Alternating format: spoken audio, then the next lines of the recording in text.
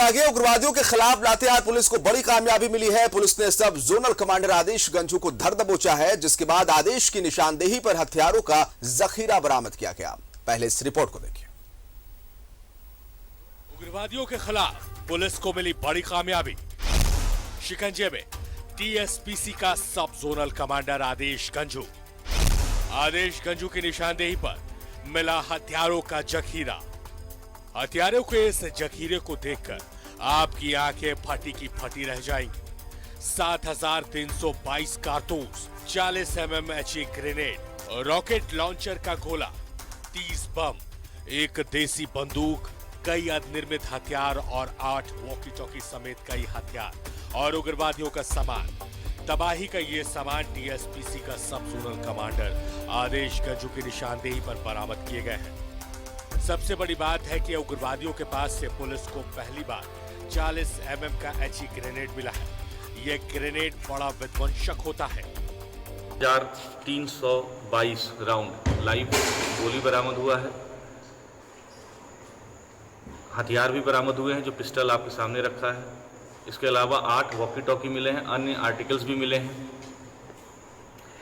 मैं विशेष रूप से बताना चाहूँगा कि इस बार हमें ये 40 mm HE ग्रेनेड मिला है, जो झारखंड पुलिस के द्वारा पहली बार रिकवर किया गया है।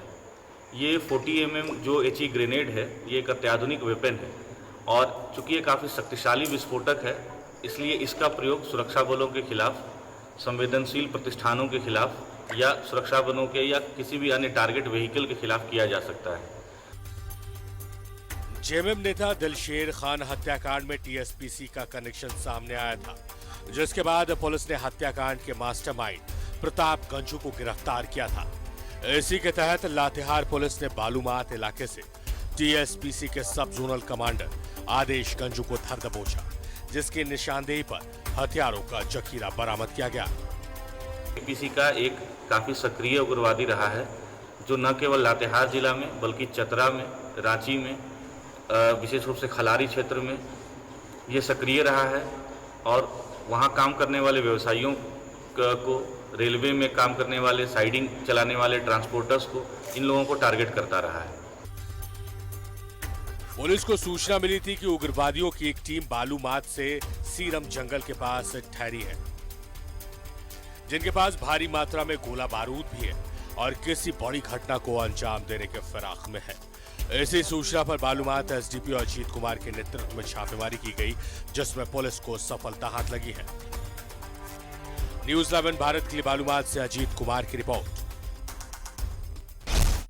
सहयोगी अजीत हमारे साथ लाइव जुड़ रहे हैं लातेहार से। अजीत, एक बड़ी कामयाबी, और कामयाबी से पहले इस बात की कामयाबी कि जितने हथियारों का जो जखीरा मिला है, अत्याधुनिक जो आर्मी यूज करते हैं जो हथियार, वो बरामद किया गया आदेश गंजू के पास, जो बहुत वांछित था और कहीं ना कहीं पुलिस को लंबे वक्त से इस आदेश गंजू की तलाश थी। अजीत जी, विशाल जी, बताना चाहूंगा कि लातेहार पुलिस के लिए बहुत बड़ी उपलब्धि है। जी जी जी, और इस उपलब्धि में मैं ये भी बताना चाहूंगा कि लातेहार पुलिस ने 8,000 से भी ज्यादा कारतूस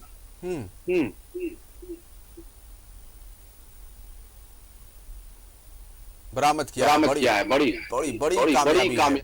और चूंकि अगर लातेहार की बात करेंगे अजीत, तो वहां पर देखने को यह मिलता है कि टीएसपीसी और माओवादी ये भी आपस में कई दफा भिड़ते नजर आए। आम लोगों को काफी ज्यादा नुकसान हुआ और लातेहार जिले में कोल कंपनियां भी कई सारी संचालित है, तो वहां पर कहीं ना कहीं जो वर्चस्व की लड़ाई है उसे लेकर भी टीएसपीसी और उग्रवादी आपस में भिड़ते रहे।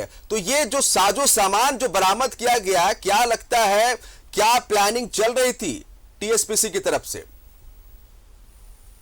जी, बताना चाहेंगे, टीएसपीसी निरंतर इस क्षेत्र में पहले दबिश बनाई हुई थी, लेकिन लातेहार एसपी अंजलि अंजन और 214 बटालियन के ऋषि राज सहायक कमांडेंट ने के संयुक्त कार्रवाई से आए दिन निरंतर जंगलों में संभावित ठिकानों पे छापामारी की जा रही है, जिससे नक्सलियों द्वारा सुरक्षा बलों को नुकसान पहुंचाने के दृष्टिकोण से केन बम, आईडी बम जैसे कई नक्सली विस्फोटक सामग्री को पुलिस ढूंढ निकाल रही है और उसे डिफ्यूज कर रही है और इसका निरंतर नक्सलियों के खिलाफ दबिश बढ़ता जा रहा है, जिससे लेकर नक्सली अपने हथियारों को जंगलों में छुपाकर भागने को बेबस हैं और जिसे भी पुलिस छापामारी कर उन हथियारों को बरामद कर रही है। लातेहार पुलिस की सिर्फ इतने ही नहीं, बीते कई माह से कई नक्सली नेताओं टीएसपीसी जेजेएमपी के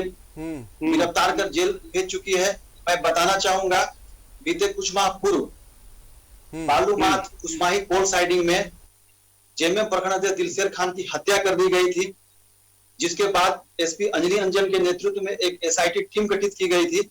उस एसआईटी टीम ने दिलशेर खान के हत्या से जुड़े सभी लोगों को गिरफ्तार कर चुकी है और उन्हीं के निशानदेह पर गिरफ्तार व्यक्तियों में आदेश गंजू, प्रताप गंजू, सनोज उरांव, विजय गंजू, अशेश्वर गंजू के नाम शामिल है। इनके निशानदेह पे कई छोटे बड़े हथियार बरामद किए गए हैं। AK-47, राइफल, पिस्टल, मैगजीन जैसे हथियार बरामद किए हैं। यह पुलिस की बहुत बड़ी उपलब्धि है। इस तरह से देखा जाए तो लातेहार एक व्यावसायिक क्षेत्र बना हुआ है, कोल साइडिंग है, यहाँ पे कोल माइंस है, जिन पर आए दिन नक्सलियों का दबिश बढ़ता जा रहा था, लेकिन इस तरह के पुलिस के कार्रवाई से नक्सलियों का सफाया होता जा रहा है और उनकी पकड़ कमजोर होती जा रही है। और ये कामयाबी भी है, बड़ी कामयाबी भी है, क्योंकि टीएसपीसी के आने से पहले माओवाद का दबदबा लातेहार जिले में देखने को मिला। काफी हत्याएं हुई है। अगर लातेहार जिले की हिस्ट्री उठाकर देखा जाए अजीत, तो माओवादियों ने कितनी हत्याएं की है, पूरे जिले में कितनी हत्याकांड को अंजाम दिया है, इसका एक इतिहास निकल जाएगा। लेकिन फिर टीएसपीसी आता है और टीएसपीसी कहीं ना कहीं माओवाद को दबाता है। लेकिन टीएसपीसी भी उसी रास्ते पर है जो कहीं ना कहीं जिले में अशांति फैलाने का काम करते हैं और पुलिस सुरक्षा बलों के लिए चैलेंज खड़ा करते हैं। इन हाईटेक हथियारों के साथ आपने सही कहा कि AK-47 जैसे हाईटेक हथियार आज उग्रवादियों के पास है, नक्सलियों के पास है, और ऐसे उग्रवादी संगठन और नक्सली संगठन को निश्चित तौर पर मुंहतोड़ जवाब देने की जरूरत है। ये कामयाबी निश्चित तौर पर जिले के उन तमाम आतंकवादी उग्रवादियों के लिए एक सबक है कि अगर आप हथियार नहीं डालते हैं तो आप पर कार्रवाई होगी और आपके मान में घुसकर कार्रवाई की जाएगी। अजीत जी बिल्कुल बताना चाहेंगे कि इतिहास में लातेहार जिले में माओवादियों का दबिश रहा था। जैसे ही माओवादियों का टीएसपीसी संगठन का उत्पत्ति हुई तो आए दिन क्षेत्र में खूनी संघर्ष भी देखने को मिला और सिर्फ इतना ही नहीं, बिल्कुल और ये बड़ी कामयाबी निश्चित तौर पर। बहुत शुक्रिया अजीत तमाम जानकारी देने के लिए आपको, और हम उम्मीद करते हैं कि आने वाले दिनों में सुरक्षा बलों और पुलिस की संयुक्त कार्रवाई से इसी तरह से मुंहतोड़ जवाब मिलता रहे टीएसपीसी और उग्रवादियों को, और जिले में लोग शांतिपूर्ण तरीके से रह सके, क्योंकि जिले के लोग जो है कहीं ना कहीं एक खौफ वाला मंजर देख चुके हैं और अब लोगों को शांति चाहिए और जो कोल माइंस कंपनियां वो भी शांतिपूर्ण तरीके से संचालित होता रहे और झारखंड को इसका फायदा मिलता रहे। बहुत शुक्रिया आपका तमाम जानकारी के लिए अजीत, और मेरे साथ डंके की चोट में फिलहाल इतना है, लेकिन न्यूज़ 11 भारत में खबरों का सिलसिला जारी रहेगा।